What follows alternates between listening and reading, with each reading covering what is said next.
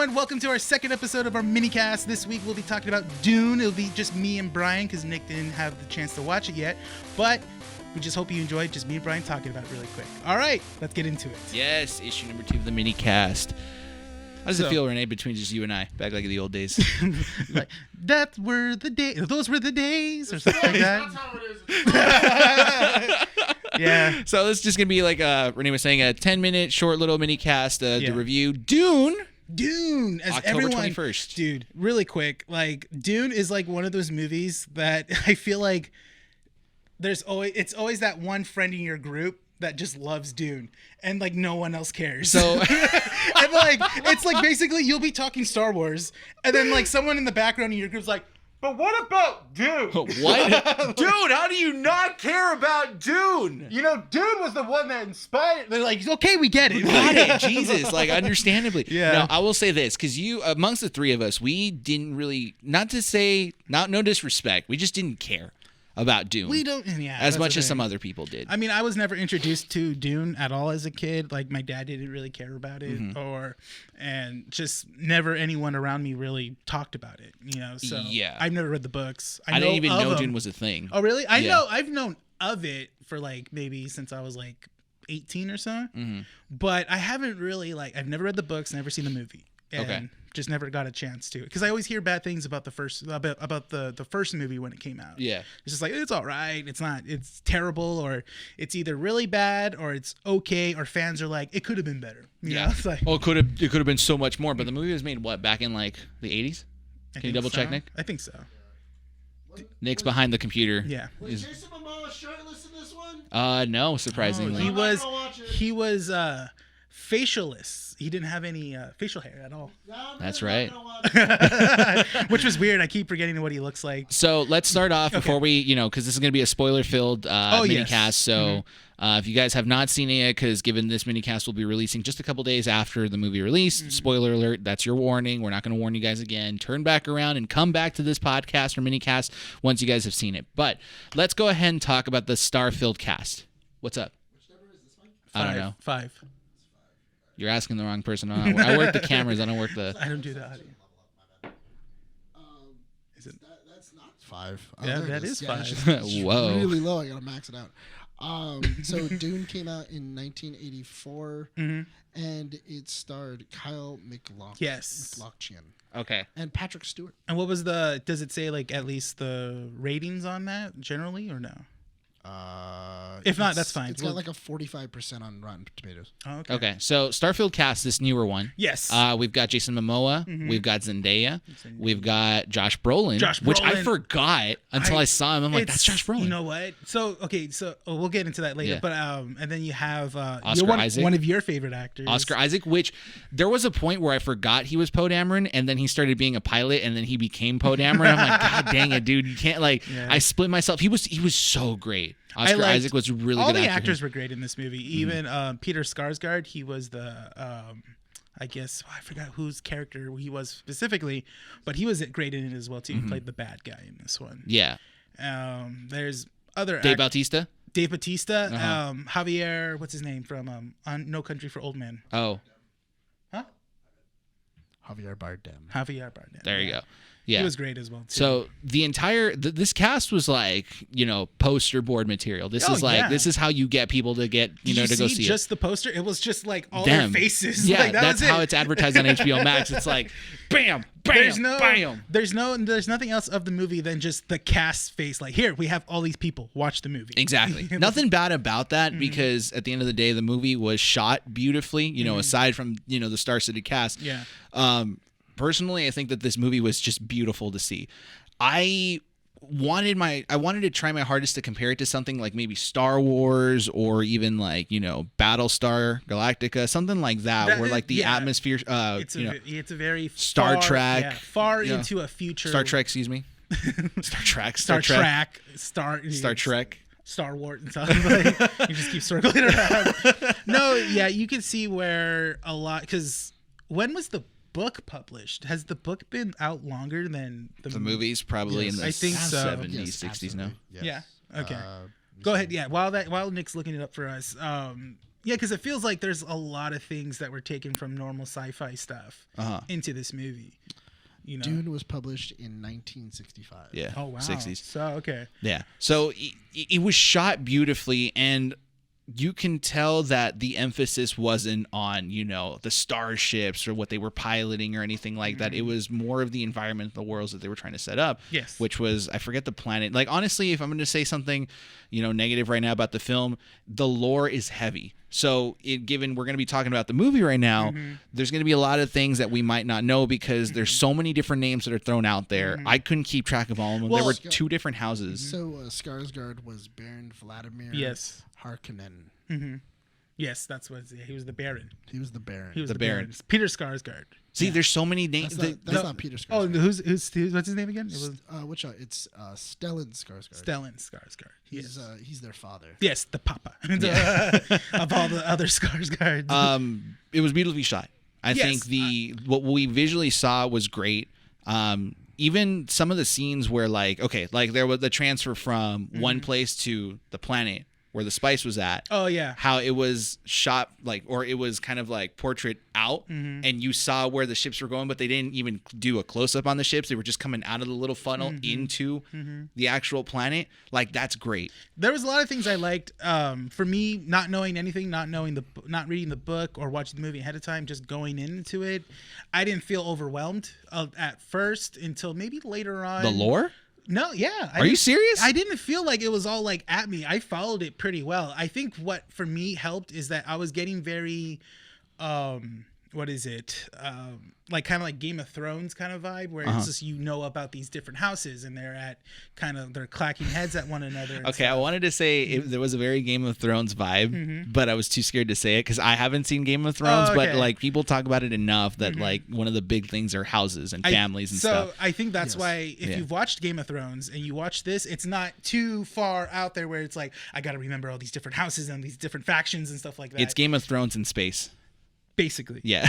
Because it honestly is, because it's like, oh yeah, you have Paul and he's destined for stuff. He's destined to be the lead of the family. He's of 2 different factions in the world, and one being of royalty, one being of like having abilities to do stuff, in a secret society and stuff like that. That's not too far off of how certain characters are in Game of Thrones. That's actually really interesting. So Eric Roth is the person that wrote the screenplay for it. He wrote the story. Other movies that he was known for is The Insiders, The Curious Case of Benjamin Button, Munich, and Forrest Gump. Oh, wow. Okay, so those are 4 of his like most prominent. Yeah, which kind of makes sense. Also, Ali, The Posterman, Mr. Jones, The Heights. He has a bunch of like really big like movies and where it's like really well written. Okay. Well, that kind of makes sense because the one thing I did get into, and I think Dennis, I forget his last name, how you pronounce his last name, it was something. For which one? The director for this Dune movie, Denis Villeneuve. Oh, it's like I got you. Denis Villeneuve. That. Yeah. I'll just call him Dennis. Dennis V. Villeneuve. Okay. Dennis V.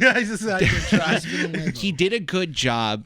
I think one of the biggest highlights for me, the visuals of this movie. That's the biggest highlight I'm going to take away from it. And I can't necessarily do justice by describing it. I think that's something that you need to see for yourself because there are a lot of beautiful shots in there. It tells the story the way it's supposed to, and it really hooks you into the movie. But he also did a great job in trying to give you the lore, not through narration, but through the setup of the environment and the dialogue between characters. Yeah. There's certain things that you kind of start to pick up as you progress through the movie. And it's kind of funny because I see people making jokes where it's like, oh, an hour into Dune and I still know what's going on. Yeah, I'm like, no, because an hour into the movie, you still don't know what's going on. That's kind of a thing. You are not, at least for me, I was not comfortable fully understanding what was going on. Yeah. But I did grab onto something that was kind of ingenious of Dennis to do, which, like the shields that the soldiers were used, right? So cool. Did you notice how he kind of got you to understand how the shields work and why they use swords instead of like pistols? And okay, so that's ingenious. And if the audience isn't familiar with what I'm talking about, in the movie there's a scene where Paul is going to be fighting, or he's training with Josh Brolin's character. I forget his name, but they're training, and he puts on the clip and he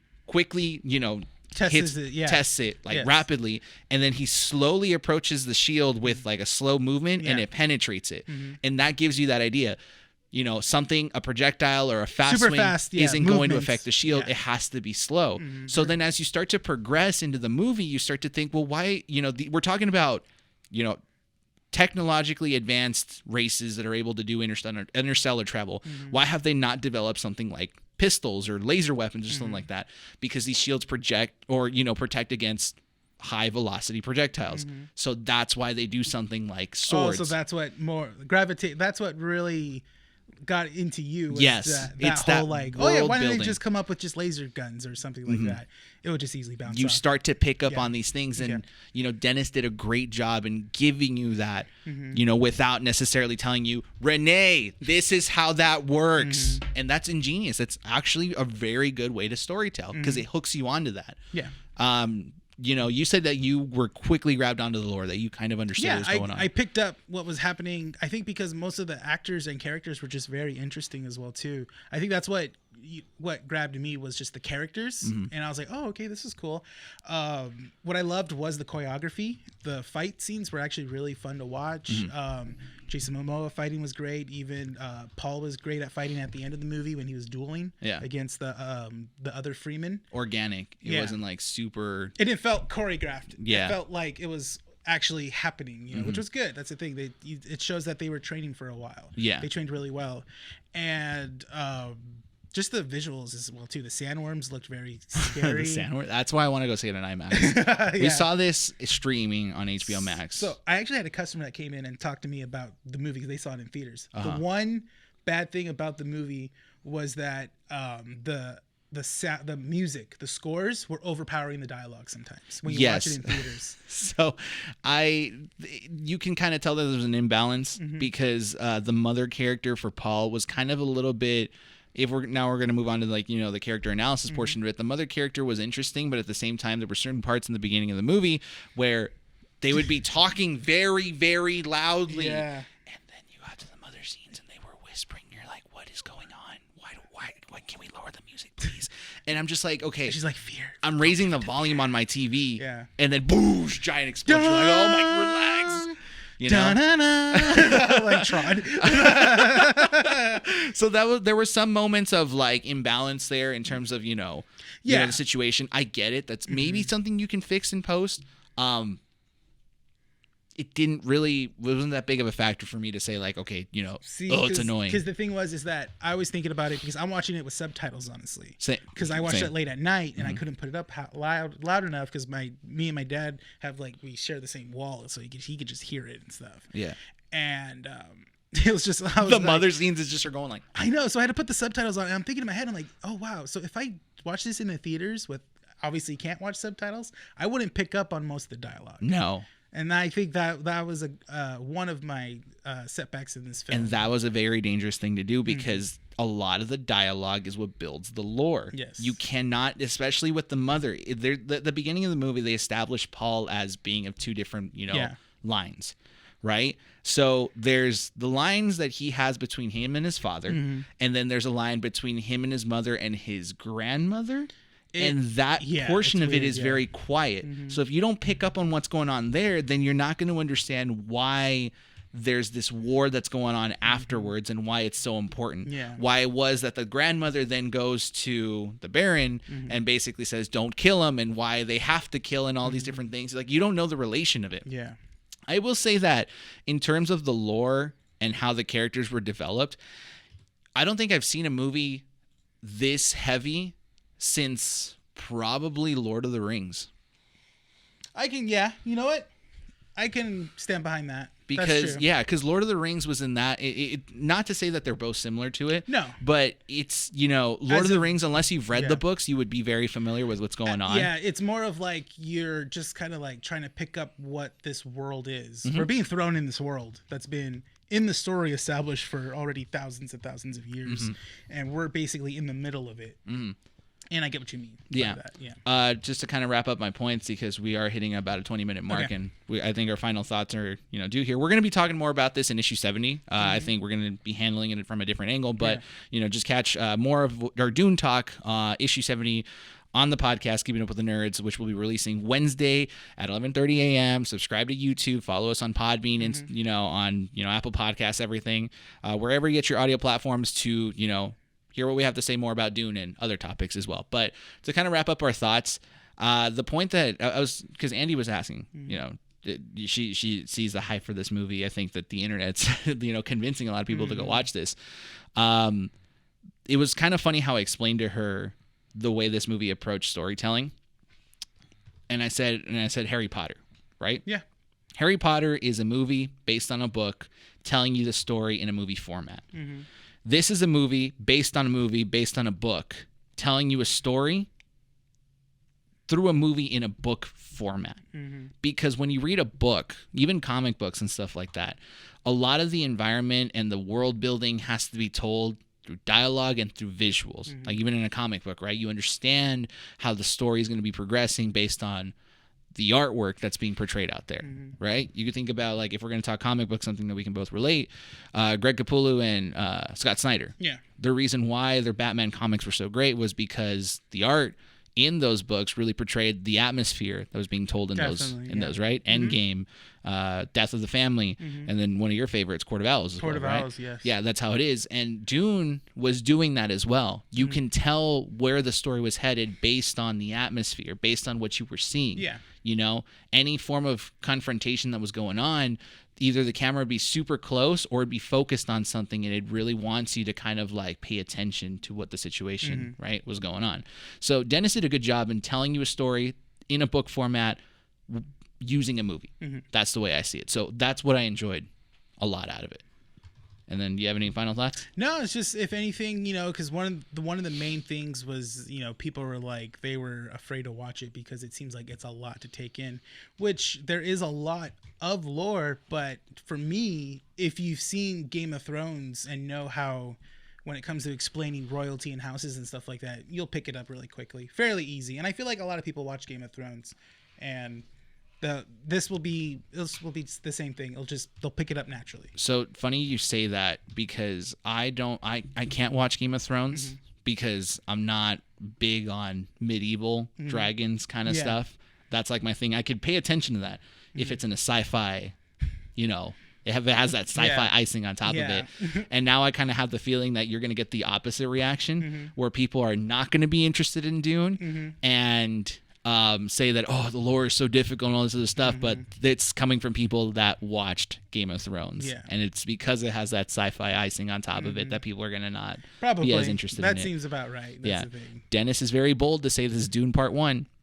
Yes, that's what really that really kind of not threw me off, but I was like, oh, okay. He's putting in a part 2, which makes sense because it sets up for a part 2. It does very well. Yes, and there were a lot of moments in the movie where I was just like, is this movie over yet? Because it kind of felt like that way, and it kept going. At one point, I'm like, where is this? Where are they going to end it? And I don't even know the story of it, but it seems like they are going to end it at a point before we think where it's going to end. That's the thing. Part 2, because I feel like this. I think people were saying that this movie did the first 3 parts of the book. So someone told me that the first part where it ends with the duel, after that, it's honestly fast pacing.